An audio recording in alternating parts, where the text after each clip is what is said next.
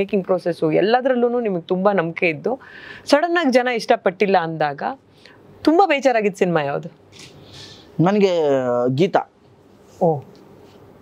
ಗೀತಾ ಭಾಳ ಪ್ರೀತಿಯಿಂದ ಭಾಳ ಇಷ್ಟಪಟ್ಟು ಮಾಡಿದಂಥ ಸಿನಿಮಾ ಗೀತಾ. ಅಂದರೆ ನಾವು ಚಿಕ್ಕ ಹುಡುಗರಲ್ಲೆಲ್ಲ ನೋಡಿದ್ವಲ್ಲ, ಹೈಸ್ಕೂಲು ಕಾಲೇಜೆಲ್ಲ ಗೋಕಾಕ್ ವರದಿ ಅಣ್ಣವರು, ನಮಗೆಲ್ಲ ಅವಾಗ ನಾವೇನೋ ಚಿಕ್ಕವರಲ್ಲ, ನಮ್ಗೇನು ಗೊತ್ತಿಲ್ಲ. ನಮ್ಗೆ ಗೊತ್ತಾಗಿದೆ 90s ಅಲ್ವಾ, ನಾವೆಲ್ಲ 80s ಕಿಡ್ಸು ಅಲ್ವಾ.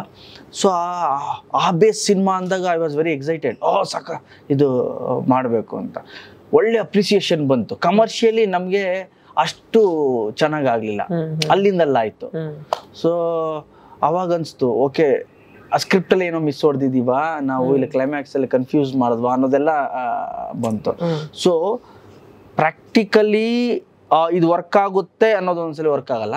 ಒಂದೊಂದ್ಸಲಿ ಗುರು ನಮ್ಗೆ ಕ್ರಿಶ್ಚಿಯನ್ ಫಾಲೋಯರು, ಗುರು ನಮ್ಮ ಕೆಲಸ ನಾವು ಮಾಡಿ ಫಲಾನುಫಲ ನಮಗ್ ಬಿಡಿ ಅಂತಾರಲ್ಲ, ನಿಮ್ ಕೆಲಸ ನೀವು ಮಾಡಿ ಫಲಾನುಫಲ ನಮ್ಗೆ ಬಿಡಿ. ಇದಿಷ್ಟು ವರ್ಷದ ಎಕ್ಸ್ಪೀರಿಯನ್ಸ್ ಮಾತಾಡ್ತಿರೋದ ಅಂತ. ಬಿಕಾಸ್ ಈ ಕಾಮ್ನೆಸ್ ಬರೋದಿದೆಯಲ್ಲ, ಒಂದ್ ಆ ಟೆನ್ಷನ್ ಅಂತೂ ಇದ್ದೇ ಇರುತ್ತೆ, ಟೆನ್ಷನ್ ಯಾವಾಗ್ಲೂ ಇರುತ್ತೆ. ಬಟ್ ಆದ್ರೂ ಅದ್ರ ಮೇಲ್ ಒಂದು ರಿಸಲ್ಟ್ ಆಡಿಯನ್ಸ್ ಏನೇ ಇದ್ರೂನು ನಾನು ಅದನ್ನ ನಿಮ್ಗೊಂದು ಸಿಂಪಲ್ ಆಗಿ ಹೇಳ, ಒಂದ್ ಲೈನ್ ಅಲ್ಲಿ ಹೇಳ್ತೀನಿ ನಾನು.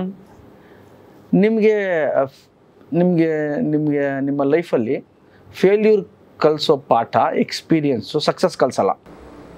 ಸಕ್ಸಸ್ ಬರೀ ಫ್ಲಾಶಿ. ಓಕೆ, ನಿಮ್ಗೆಲ್ಲ ಒಂದೇ ಥರ ಕಾಣಿಸ್ತಾರೆ ಅಂಕಿತ್ ಅವರೇ. ನೀವು ಸಕ್ಸಸ್ ಆದಾಗ ಇಲ್ಲ ಯಾವುದೋ ಬಿಸ್ನೆಸ್ಸಲ್ಲಿ ಸೂಪರ್ ಡೂಪರ್ ಕ್ಲಿಕ್ ಆಗ್ತೀರಿ, ಆವಾಗ ನಿಮ್ಮ ಮುಂದೆ ಇರೋ ಫೇಸ್ ಎಲ್ಲ ಹಿಂಗೆ ಇರುತ್ತೆ, ಚೇಂಜೇ ಇಲ್ಲ, ಎಲ್ಲ ಫೇಸ್ ಒಂದೇ ಥರ. ಹಾಯ್ ಹಲೋ ಅಂಕಿತ್ ಅವರೇ ಅಂತ ಇರುತ್ತೆ. ಅದೇ ನಿಮ್ಮ ಜೀವನದಲ್ಲಿ ಸ್ವಲ್ಪ ಲೋ ಫೇಸ್ಗೆ ಹೋದಾಗ ನಿಮಗೆ ಅದ್ರಲ್ಲಿ ಚೇಂಜಸ್ ಕಾಣಿಸೋಕೆ ಸ್ಟಾರ್ಟ್ ಆಗುತ್ತೆ. ಹಿಂಗಿರೋರು ಹೀಗಾಗ್ತಾರೆ, ಹಿಂಗೆ ನೋಡೋರು ಹಿಂಗಾಗ್ತಾರೆ. ಐ ಆಮ್ ಗ್ರೇಟ್ಫುಲ್, ದೇವ್ರ ಗ್ರೇಟ್ಫುಲ್. ಬಿಕಾಸ್ ನಾವು ಒಂದೇ ಸಲ ಸಕ್ಸಸ್ ಮುಂಗಾರು ಮಳೆ ಮಾಡಿದವನಲ್ಲ ನಾನು. ಚಿಕ್ಕ ಚಿಕ್ಕ ಕ್ಯಾರೆಕ್ಟ್ರ್ ಮಾಡಿಕೊಂಡು, ಚಿಕ್ಕ ಪುಟ್ಟ ಕ್ಯಾರೆಕ್ಟ್ರ್ ಮಾಡಿಕೊಂಡು, ಒನ್ ಆಫ್ ದಿ ಹೀರೋ ಮಾಡಿ, ಫಸ್ಟ್ ಫಿಲಮ್ಮೇ ವಿಲನ್ ಆಗಿ ಆ್ಯಕ್ಟ್ ಮಾಡಿದೆ ನಾನು ಟಪೋರಿಯಲ್ಲಿ. ಓಕೆ, ಆಮೇಲೆ ಕಮಿಡಿಯನ್ ಆಗಿ 4 ಜನ ಹೀರೋಲಿ ಒಂದು. ಸೊ ಆ ಫೇಸ್ ಇದೆಯಲ್ಲ, ಅದೆಲ್ಲ ನೋಡ್ಕೊಂಡು ಬಂದಿದ್ದೀವಿ ನಾವು. ತಿಂಡಿ ಊಟ ಮಾಡ್ಬೇಕಾದ್ರೆ ಹೆಂಗಿತ್ತು, ನಮ್ಮ ಕನ್ವೆನ್ಸ್ ದುಡ್ಡು ತೊಗೋಬೇಕಾದ್ರೆ, ಪೇಮೆಂಟ್ಸ್ ತೊಗೋಬೇಕಾದ್ರೆ ಎಷ್ಟು ಅಲಿಬೇಕಿತ್ತು, 5 ಪೈಸೆಗೂ ಅಯ್ಯೋ ರೆಂಟ್ ಕಟ್ಟಿಲ್ಲ, ಕೊಡಗುರುವೇ ರೂಮ್ ರೆಂಟ್ ಕೊಟ್ಟಿಲ್ಲ ಅಂತ. Then when comedy time happened in my life, everything changed. Golden star Ganesh, anchor ಗಣೇಶ್ನ ಮಿಸ್ ಮಾಡ್ಕೋತಾರ ಯಾವತ್ತಾದ್ರೂ? ಇಲ್ಲ ನಾನು ಚೆರಿಶ್ ಮಾಡ್ತೀನಿ ಆ ಮೂಮೆಂಟ್ನ. ಅವಾಗ ಹಳೆ ಕ್ಲಿಪ್ಪಿಂಗ್ಸ್ ನೋಡ್ತಾ ಇರ್ತೀನಿ. ನಾನು ಯಾವತ್ತೂ ಮಿಸ್ ಮಾಡ್ಕೊಳಲ್ಲ, ಬಿಕಾಸ್ ಇಟ್ಸ್ ಮೀ ಅಲ್ಲ. ನಾನು ಯಾವತ್ತು ಮಿಸ್, ಅವನಿಂದ ಇವತ್ತು ನಾನು ಇಲ್ಲಿರೋದು ಅಂತ. Because of that comedy time Ganesh ಈ ಗೋಲ್ಡನ್ ಸ್ಟಾರ್ ಗಣೇಶ್ ಅದ ಅಂತ. ಈ ಗಣೇಶ್ ಅಲ್ಲ, ಆ ಗೋಲ್ಡನ್ ಸ್ಟಾರ್ ಗಣೇಶ್ ಅದ ಅಂತ. ಆ್ಯಂಡ್ ನಾವು ಹಂಗೆ ಬಂದಿರೋದ್ರಿಂದ ಸಕ್ಸಸ್ಸು ಖುಷಿ ಕೊಡುತ್ತೆ. ಫೇಲ್ಯೂರ್ ಅವ್ರು ಯಾವ ಪಿಕ್ಚರ್ ಸುಮಾರು ಆಯಿತು ಇಲ್ಲ ಬಿತ್ತು ಅಂದಾಗ ಓಕೆ ನೆಕ್ಸ್ಟ್ ಏನೋ ಬೇರೆ ಮಾಡೋಣ, ಟ್ರೈ ಮಾಡೋಣ. ಓಕೆ, ಅದ್ಯಾವುದು ನಮ್ಮ ಕೈಲಿಲ್ಲ ಅಂತ. ಹಾಗೆಲ್ಲ ನಮ್ಮ ಕೈಲೇ ಇದ್ರೆ ನಾವೇ ಎಲ್ಲ ಮಾಡಿಬಿಡ್ಬೋದಲ್ಲ. Nothing is in our hand. ಒಂದು ಪ್ರಾಡಕ್ಟ್ ಆಯಿತು, ಸಿನಿಮಾ ರಿಲೀಸ್ ಆಯಿತು ಅಂದಾಗ ಅದಾಯಿತು. ಈಗ ಮುಂಗಾರು ಮಳೆಯಿಂದ ತೊಗೊಂಡ್ರೆ ಅಥವಾ ಅದಕ್ಕಿಂತ ಮುಂಚೆ ಈಗ ಫಸ್ಟ್ ಸಿನಿಮಾ ನೀವು ಶುರು ಮಾಡಿದಾಗಿಂದ ತೊಗೊಂಡ್ರೆ, ಅಥವಾ ಒಂದು ಸಕ್ಸಸ್, ಮೇಜರ್ ಸಕ್ಸಸ್ ಮುಂಗಾರು ಮಳೆಯಿಂದನೇ ತೊಗೊಳ್ಳೋಣ. ಯು ಆರ್ ವರ್ಕಿಂಗ್ ಕಂಟಿನ್ಯೂಸ್ಲಿ, ಅಂದರೆ ಪ್ರತಿ ಆಲ್ಮೋಸ್ಟ್ ಎವ್ರಿ ಇಯರ್ ಸಿನಿಮಾ ಬಂದಿದೆಯಾ? ಯಾವುದಾದ್ರೂ ಒಂದು ವರ್ಷ ಗ್ಯಾಪ್ ಆಗಿಲ್ಲ?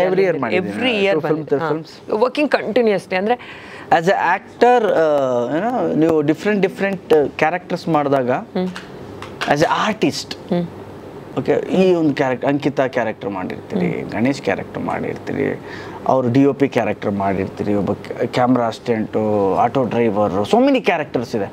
ಆ್ಯಸ್ ಎ ಆರ್ಟಿಸ್ಟ್ ನೀವು ಒಂದು 20-30 ವರ್ಷ ಆದಮೇಲೆ ಅಷ್ಟು ಡಿಫ್ರೆಂಟ್ ಕ್ಯಾರೆಕ್ಟರ್ಸಲ್ಲಿ ಕಾಣಿಸ್ತಾ ಇರ್ತೀರಿ.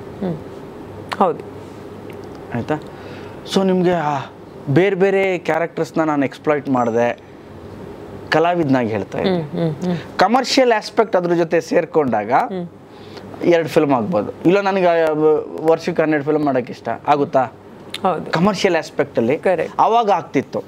ಆವಾಗ ಮನೋರಂಜನೆ ಅನ್ನೋದು ಸಿನಿಮಾ ಒಂದಿತ್ತು. ಬಟ್ ಈಗ ಕಾಂಪಿಟೇಷನ್ ಇದೆ, ಇದರಲ್ಲೇ ಬೇರೆ ಬೇರೆ ಥರ ನಾವು ಎಕ್ಸ್ಪರಿಮೆಂಟ್ ಮಾಡಬೇಕು. ಅದರಲ್ಲೂ ಗಣೇಶ್ ಒಳ್ಳೆ ಆ್ಯಕ್ಟ್ರ್ ಅಂತ ಏನು ಬರುತ್ತಲ್ಲ, ಅದಾದ್ಮೇಲೆ ಇನ್ನೂ ಜವಾಬ್ದಾರಿ ಜಾಸ್ತಿ ಆಗುತ್ತೆ.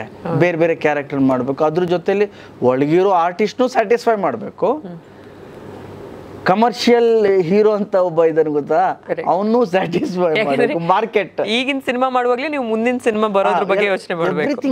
ಎವ್ರಿಥಿಂಗ್ ಅಲ್ಲ ಅದು. ಆ್ಯಂಡ್ ಈಗ ಬ್ಯಾರಿಯರ್ ಏನಿಲ್ಲ, ಬೌಂಡ್ರೀಸ್ ಏನಿಲ್ಲ, ಸಿನಿಮಾ ಚೆನ್ನಾಗಿದ್ರೆ ಎಲ್ಲಿ ಬೇಕಾದ್ರೂ ಓಡುತ್ತೆ ಅಂತ ನೀವು ಕೇಳಿದ್ರಿ, ಕರೆಕ್ಟ್ ಅಲ್ವಾ? ಹೌದು. ಸೊ ರೂಟ್ ಗಟ್ಟಿ ಇದ್ರೆ ಫ್ರೂಟ್ ಸಿಗುತ್ತೆ. ಇದು ಸಕ್ಕತ್ತಾಗಿದೆ. ರೂಟ್ ಗಟ್ಟಿ ಇದ್ರೆ ಫ್ರೂಟ್ ಸಿಗುತ್ತೆ.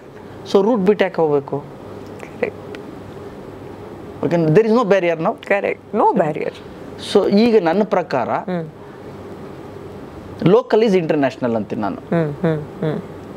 ನನ್ನ ಜಾನಪದದಲ್ಲಿ, ನನ್ನ ಊರಲ್ಲಿ, ನನ್ನ ತಾಲೂಕಲ್ಲಿ ನಡೆದಂಥ ಕಥೆನ ನಾನು ಹೇಳ್ತಾ ಇದ್ದೀನಿ. ಅದು ಬೇರೆಯವ್ರಿಗೆ ಹೊಸ ತಾನೆ. ಹೌದು ಅಲ್ವಾ? ಈಗ ಬೇರೆದನ್ನ ನಾನು ತಗೊಂಡು ಇಲ್ಲಿ ಮಾಡಿದ್ರೆ ಹಳೇದೇ ಅದು.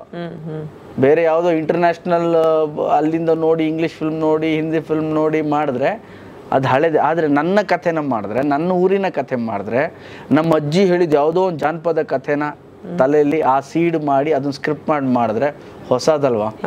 ಸೊ ನನ್ನ ಪ್ರಕಾರ ದಿಸ್ ಇಸ್ ಮೈ ಪರ್ಸನಲ್. ಈಗ ಅದೇ ಟ್ರೆಂಡಿಂಗ್. ಹೌದು, ನಮ್ಮ ಮಣ್ಣಿನ ಕಥೆಗಳನ್ನ ನಾವು ಹೇಳಿದಾಗ ಎಲ್ಲೋ ಬೇರೆ ದೇಶದಲ್ಲಿ ಕುತ್ಕೊಂಡು ನೋಡ್ತಾರೆ. ಇದು ನನ್ನ ಪರ್ಸನಲ್ ವ್ಯೂ, ಅದಕ್ಕೆ ಕೇಳಿದ್ ನಾನು. ಸೊ ನಾವು ಲೋಕಲ್ ಇಸ್ ಇಂಟರ್ನ್ಯಾಷನಲ್, ಆಯ್ತಾ? ಅದ್ರ ಜೊತೆಯಲ್ಲಿ root is very important. Root correct ಇದ್ರೆ ಫ್ರೂಟ್ ಇರುತ್ತೆ. ರೂಟ್ನ ಬಿಟ್ಬಿಟ್ಟು ಬರೀ ಫ್ರೂಟ್ ಮೇಲೆ ಹೋದರೆ, ರೂಟ್ ಇಲ್ಲ ಅಂದರೆ ಯಾವ ಫ್ರೂಟು ಇರಲ್ಲ. ಸೊ ಇಟ್ಸ್ ಆಲ್, ನಾವು ಇರೋದೇ ಕಮರ್ಷಿಯಲ್ ಸೆಟಪ್ ಆಗಿರೋದ್ರಿಂದ ಇದು ಬ್ಯಾಲೆನ್ಸ್ ಮಾಡ್ಕೊಂಡು ಹೋಗ್ಬೇಕು. ಬಟ್ ನನ್ನನ್ನು ನೀವು ಕೇಳಿರೋದ್ರಿಂದ ನಾನು ಹೇಳೋದು, ಬೇರೆ ಬೇರೆ ಕ್ಯಾರೆಕ್ಟರ್ಸ್ ಮಾಡಬೇಕು. ವರ್ಷಕ್ಕೆ 2-3 ಸಿನಿಮಾ ಮಾಡಲೇಬೇಕು. As A actor, as A commercial hero, at least 2 ಸಿನಿಮಾನ ನಾವು ಜನಗಳಿಗೆ ತಲುಪಿಸ್ಬೇಕು. ವಾಣಿಜ್ಯೀಕರಣ ಅಂತ ಅದೇ ಅಂದ್ರೆ ಈಗ ಥಿಯೇಟರ್ಸ್ ಬಗ್ಗೆ ಎಲ್ಲ ಒಂದು ಓವರ್ ಆಲ್ ಬಗ್ಗೆ ಮಾತಾಡಿದಾಗ ಸ್ಟಾರ್ ಹೀರೋಗಳ ಮೇಲೆ ಒಂದು ಜವಾಬ್ದಾರಿ, ಅದು ಓವರ್ ಆಲ್ ಇನ್ವಾಲ್ವ್ಡ್ ಅಲ್ವಾ? ಸೊ ಅದು ನೋಡಿದಾಗ 2-3 ಸಿನಿಮಾ ನಾನು ಮಾಡಲೇಬೇಕು ಅಂತ ನನ್ನ ಪರ್ಸನಲ್ ವ್ಯೂ ಇದು. ಆ್ಯಂಡ್ ಪ್ಯಾನ್ ಇಂಡಿಯಾ ಆ್ಯಂಡ್ ಬೇರೆ ಬೇರೆ ಲ್ಯಾಂಗ್ವೇಜ್ ಅಂತ ಬಂದಾಗ ನಾವು ಒಳ್ಳೆ ಸಿನಿಮಾ ಮಾಡಿದ್ರೆ ಅದ್ರ ಪಾಡಿಗೆ ಅದು ಎಲ್ಲ ಕಡೆ ಹೋಗ್ಬಿಡುತ್ತೆ ಅಂತ. ಇದು ನನ್ನ ಪರ್ಸನಲ್ ವ್ಯೂ. ಮಾಡಲೇಬೇಕು, ಮಾಡಲೇಬಾರ್ದು ಅಂತ ಏನಿಲ್ಲ. ಒಳ್ಳೆ ಕಂಟೆಂಟ್ ಇದ್ದು ರೂಟ್ ಕರೆಕ್ಟ್ ಇದ್ರೆ ಫ್ರೂಟ್ ಸಿಗುತ್ತೆ.